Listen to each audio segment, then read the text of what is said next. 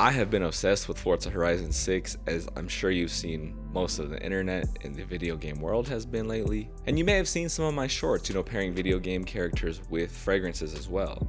So I wanted to bring that into the long form content today, especially because I love the artisanal aspect of designing a car and a fragrance. Of course, very different things in form and function, but I do want to cross them over today. And I love that Forza Horizon 6 is set in Japan, offers some really beautiful scenery, and of course, you have cars that come from all over the world, just like we have so many beautiful fragrance houses all over the world. So today we're going to discover 3 fragrance houses along with an iconic car that I think, they just kind of pair well together. Of course, this is very subjective. This is just a fun, creative style video. I'm not trying to be the end all be all. I definitely know more about fragrance than cars. I'm not a true car enthusiast per se, but I do really enjoy cars. Maybe more than the average person, but I'm not a guru. I'm not an expert for sure. Let's get into the list. And of course, as I mentioned, we are in Japan, and so I wanted to start with the Japanese fragrance and car pairing first. How fitting. So I do have Pour Homme from Issey Miyake. This is also a beautiful choice for me. I've made a lot of memories with it. You can see I've gone through a lot of the bottle. I believe Issey Miyake passed away not too long ago as well, so this is nice just to remember him by. They have beautiful fragrances as a company. Considering how affordably you can get these at discounters, I think you should try to have at least one in your collection if you're looking for those fresher scents. I've heard amazing things as well about their richer, darker scents. Unfortunately, a lot of them are discontinued. We can hope that they'll come back at some point. My friend even actually, crazy enough, he saw one of the ones, I'll put it on screen, Fragrance Net restocked probably a very small amount of a certain Issey Miyake. As I mentioned, I'll put the bottle on screen. So that was 2 weeks ago. So really weird occurrence, but yeah, odd stuff can happen. You just never know in terms of the discounter world. So let's go ahead and talk about the car that I paired with the fragrance. I went for the Nissan GT-R, anywhere from the 2013 to 2017 versions. R35 is probably the most iconic one of the modern day GTRs. At least that's kind of what seems like the online community says. As I mentioned, I'm not the expert, but that was kind of the consensus. Of course, a lot of people like the more retro, Skyline versions, and that could work too. But I did want to go with the modern touch just because I feel like this fragrance is kind of a nice comparison to the line of the GTR. This has been out quite some time, so it's kind of stood the test of time, feels timeless. I think in the same sense, the GTR is kind of the same way. It's been a very iconic model for a long time, and I think it will continue to be so. Just because it is, I believe, discontinued at this point. I'm not saying that the fragrances as well, but I just like the kind of legacy that both of these bring. I think the bottle design itself maybe attributes a little bit to the GTR. I just love looking at the different angles of the bottle. You have a nice mix of circular cuts, but also angular on the sides of the bottle. Very interesting with the lid as well. You've got this humongous lid that it's kind of known for. So yeah, really not afraid to stand out in the design category, and I like that attention to detail. Again, 2 iconic silhouettes. So yeah, that kind of wraps up my Japanese pairing. Let me know what you think in the comments below. Now the other 2 are super fun, but I actually don't have the fragrances on me. They are both fragrances I've smelled, luckily enough, so we can at least go with the context of the actual profile of the smell. But unfortunately, I do not own these bottles. They are kind of, they're on the wish list for sure, but I'll grab them at some point. I absolutely feel like a list like this would not be complete without an Italian car. So that's going to be my number 2 pick. This is probably the one I'm most excited for, honestly. So none better than, of course, Xerjoff as our fragrance house for the Italian representation. And I went with the fragrance Uden today. Again, this is going to be your very classy, uplifting fragrance, but it's done so interestingly. That crazy zing and bubbliness you get in the opening is super iconic in Uden, but the fact that it dries down into you get a slight bitterness from coffee, I would say, but then it just keeps getting more and more creamy as you get down into the vanillic ambery nature. It's just such an interesting take on ideally what I would see is a more fresh fragrance, but still has the depth for sure to be a signature. If I had to have maybe one freshy signature, I think I'd probably go for Uden, honestly. And then pretty tough to pick a car. I mean, of course I could have gone Lamborghini or Ferrari, but I went Lamborghini in this case, and I went with the Huracan.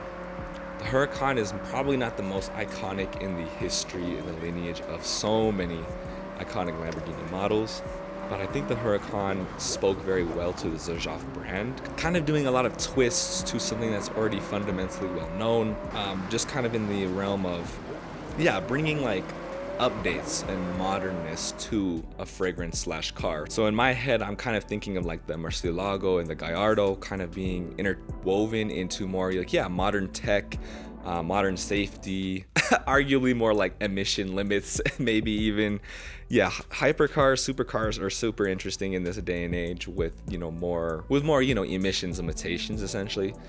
And not that exactly translates to fragrance, but in a way you can kind of think of, IFRA regulations or fragrance regulations always being a thing.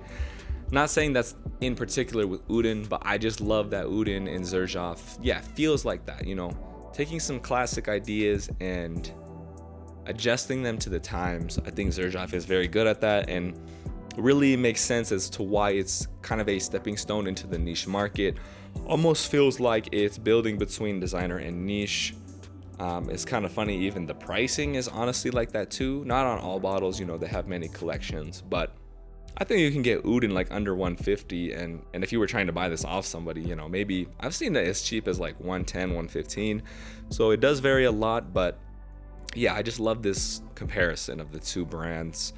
Lamborghini has been around for such a long time, but you can see that, like many other car companies too, they really are open in keeping up with the times, but they don't want to lose that heritage, that lineage of what makes them iconic. And I don't think they have, but yeah, again, they have really adapted into many, modern traits, if you will, even design cues for sure too. Like you can see the Huracan just looks more minimalist in a way in comparison to some of the older models.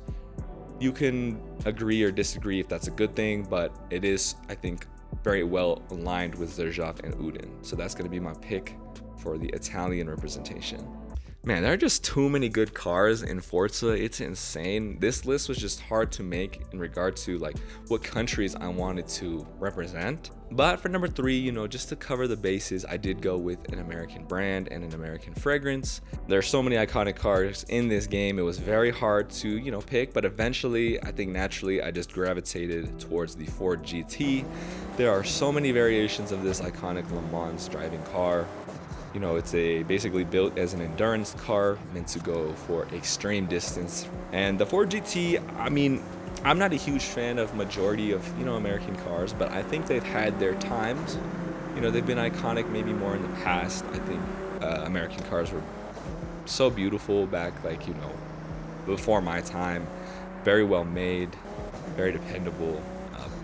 You could argue, maybe some brands are a little different, but I do love the Ford GT because it has been brought back so many times. And I believe for this video, I did pick the 2018 Ford GT. You could pick any of them. I'll double confirm though on the screen for you guys. But yeah, 2018 Ford GT, I believe. It is street legal, but it's still a supercar. And I did have a tough time picking a fragrance for this because it's just such an iconic Ford model. I was like, we really need a staple fragrance. And yeah, we did a little back and forth. Ultimately went with Tom Ford's Oud Wood. This is such a classic. I'm sure so many of you have smelled this. I'm so surprised that in my personal life, I don't know anyone that owns a bottle of Oud Wood. It really is such a classic. I guess you could argue some people don't have it in the collection, maybe because of the longevity and sillage changes that have happened over time. I've heard the fragrance is not quite the same.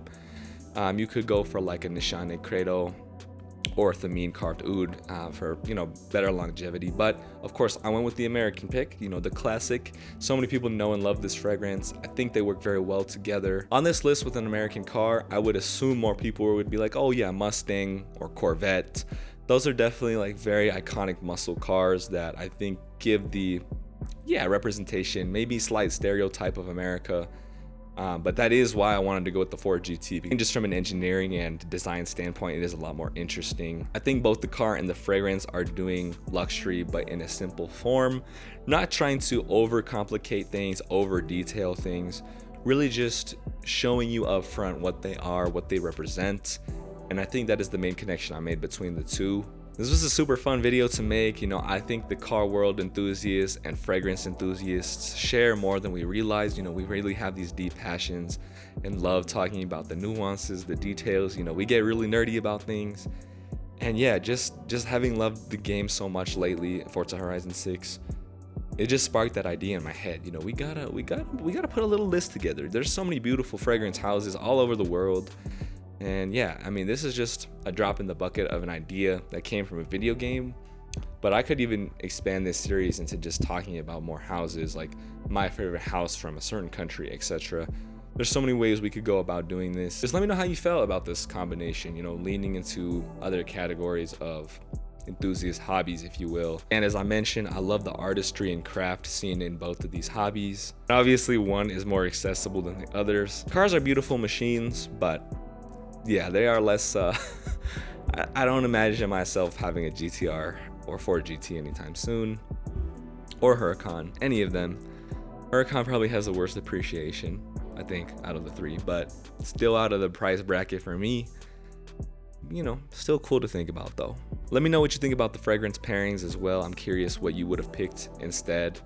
Obviously, there are so many options out there. Again, this is very subjective, very creative type of video, but I would love to see the choices you would make for the fragrances in terms of Italy, in terms of the US, and for Japan, especially the Japanese one. I think that's where, unfortunately, in the US market, there's less accessibility for, you know, a lot of Japanese brands. So there's so many I'm probably missing out on. You know, Issey Miyake is just a very well-known fashion kind of designer-esque brand. So I am clearly missing out on the niche aspects of Japanese perfumery for sure. All right, I'll see you in another one. It was Patrick here. Take care, and of course, like and subscribe and comment. I want to interact with all of you. I'll see you in another.